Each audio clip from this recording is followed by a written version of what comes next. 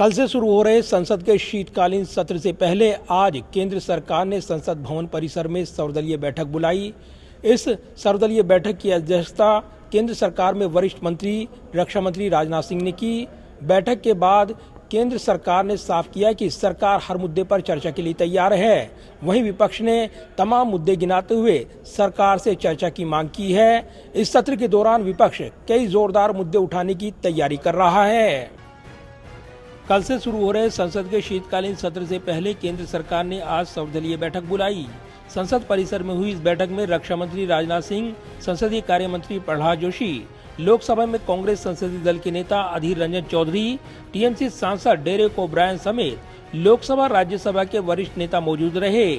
केंद्र सरकार का प्रतिनिधित्व केंद्रीय मंत्री और लोकसभा में बीजेपी के उपनेता राजनाथ सिंह और राज्यसभा में सदन के नेता पीयूष गोयल ने किया।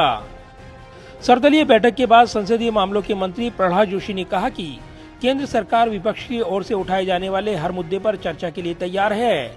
केंद्रीय संसदीय मामलों के मंत्री प्रहलाद जोशी ने कहा कि स्पीकर की ओर से बुलाई बिजनेस एडवाइजरी कमेटी की बैठक में सदन में उठाए जाने वाले मुद्दों पर सहमति के बाद सरकार हर चर्चा का जवाब देगी। ये रूल एंड प्रोसीजर से, अनुमति से और स्पीकर से, चेयरमैन से अनुमति से हम किसी भी मुद्दे पर क्यों ना हो हम चर्चा करने के लिए तैयार है। कुछ सुझाव उन तरफ से, उन लोगों के तरफ से, अपोजिशन तरफ से आए हुए हैं, हमने नोट किया है। बीएसी में हम चर्चा करेंगे। केंद्रीय संसदीय कार्य मंत्री प्रहलाद जोशी द्वारा बुलाई गई सर्वदलीय बैठक में मुख्य विपक्षी दल कांग्रेस का प्रतिनिधित्व लोकसभा में कांग्रेस संसदीय दल के नेता अधीर रंजन चौधरी और राज्यसभा में party whip doctor Nasir Hussain ने किया। कांग्रेस ने कहा कि सत्र के दौरान सरकार 2 वित्तीय विधेयकों सहित 25 विधेयकों पर 17 दिनों यानी प्रभावी रूप से 56 घंटे में चर्चा कराना चाहती है। कांग्रेस ने कहा कि आवंटित समय पर्याप्त नहीं है। लोकसभा में कांग्रेस संसदीय दल के नेता अधीर रंजन चौधरी ने क्रिसमस के दौरान सत्र की अवधि को लेकर भी सवाल उठाया और कहा कि इसे पहले भी बुलाया जा सकता था। सरकार ने 24 या 25 सारे आइटम लाए हैं सदन में चर्चा करने के लिए। समय कहाँ है? 17 दिन की ये सेशन है। इस 17 दिन की सेशन में इतने सारे मुद्दा कैसे उठेगा? इसके साथ हमें ये मांग की है कि आप कॉलिंग अटेंशन लाइए, 193 की इंतजाम कीजिए। बहुत सारे मुद्दे हैं जो हम उठाना चाहते हैं, सदन के अंदर नहीं उठते।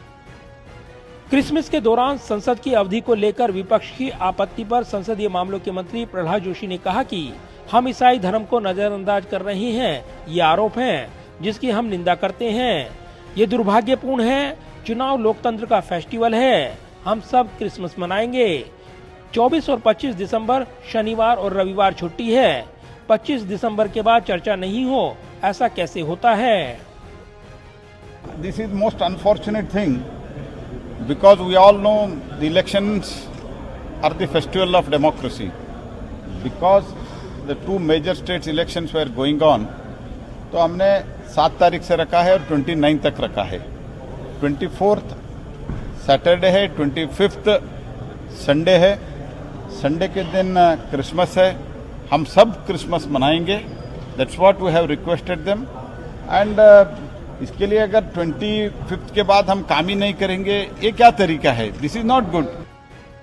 सर्वदलीय बैठक में विपक्षी दलों ने अन्य मुद्दों के अलावा विशेष रूप से चर्चा के लिए केंद्रीय एजेंसियों के दुरुपयोग के मुद्दों को उठाने पर भी जोर दिया है। बैठक के दौरान कांग्रेस ने चुनाव आयुक्त की नियुक्ति सिर्फ 1 दिन में करने, ईडब्ल्यूएस, कोटा और बेरोजगारी पर चर्चा की मांग की है। इसके अलावा चीन द्वारा सीमा पर अतिक्रमण, राष्ट्रीय सुरक्षा के मुद्दे, साइबर क्राइम और किसानों की समस्या एमएसपी को लेकर भी मुद्दे उठाए जाने को कहा है। टीएमसी नेता डेरेक ओब्रायन ने मूल्य वृद्धि, बेरोजगारी, एजेंसियों के कथित दुरुपयोग और राज्यों की आर्थिक नाकाबंदी पर चर्चा का मुद्दा उठाया।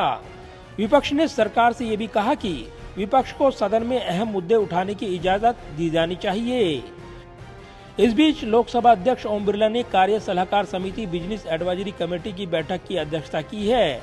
स्पीकर ने इस बार सत्र की पूर्व संध्या पर पारंपरिक सर्वदलीय बैठक के बजाय बीएसी की बैठक बुलाने का फैसला किया है।